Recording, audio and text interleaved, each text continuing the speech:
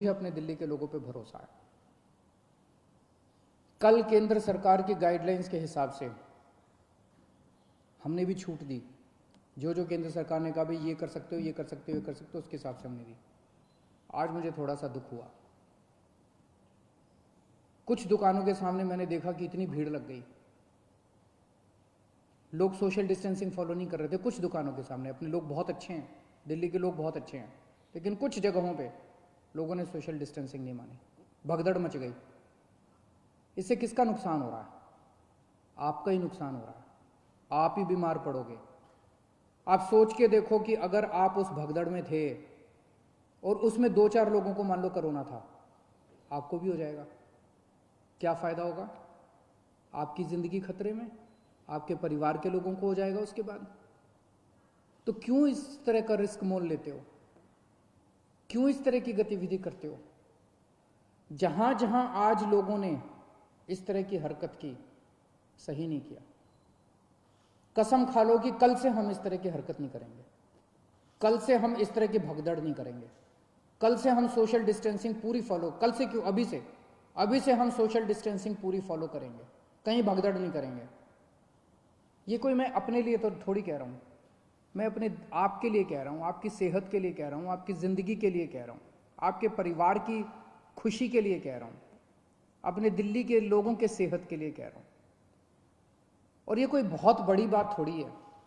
और कोई दुकान बंद नहीं हो रही, कोई ऐसा थोड़ी है कि बस 1 घंटे के अंदर कोई दुकान खुल रही है। दुकानें तो खुली हुई हैं, कल भी खुलेगी, परसों भी खुलेगी। तो इस तरह से भगदड़ करने की क्या ज़रूरत है? लेकिन अगर कहीं पे अब हमें पता चला कि सोशल डिस्टेंसिंग फॉलो नहीं हो रही, कहीं पे ठीक चीज़ें नहीं चल रही, तो फिर हमें उस एरिया को सील करना पड़ेगा।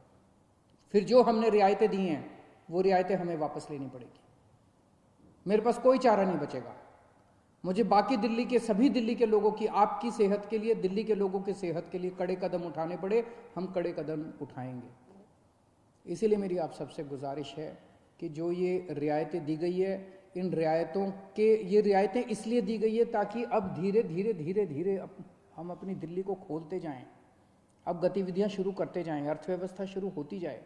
अगर हम जिम्मेदार नागरिक बन के काम नहीं करेंगे तो फिर से और कड़ाई करनी पड़ेगी।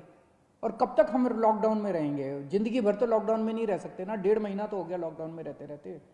अब तो अपने को खोलना चाहिए। तो अब तो जिम्मेदारी के साथ काम करना चाहिए। और जिम्मेदारी केवल इसलिए ताकि हम लोग सुरक्षित रहें, हमारा परिवार सुरक्षित रहे। तो मेरी आपसे हाथ जोड़ के विनती है, हम नहीं चाहते कि और कड़े कदम उठाए जाएं, लेकिन अगर किसी एरिया के अंदर किसी दुकान पे अगर होता है, और दूसरी चीज़, दुकान वालों को जिम्मेदारी लेनी पड़ेगी। अगर आपकी दुकान है और आपकी दुकान के सामने ये नहीं हो रहा, आपकी दुकान बंद कर देंगे, आपकी दुकान सील कर देंगे।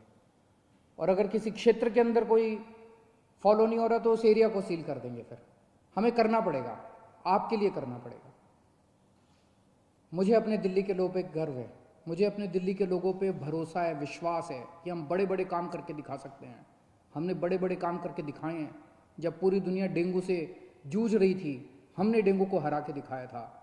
अब हम कोरोना को भी हरा के दिखाएंगे। दिल्ली के लोग पूरी दुनिया को कोरोना को हरा के दिखाएंगे। जय हिंद।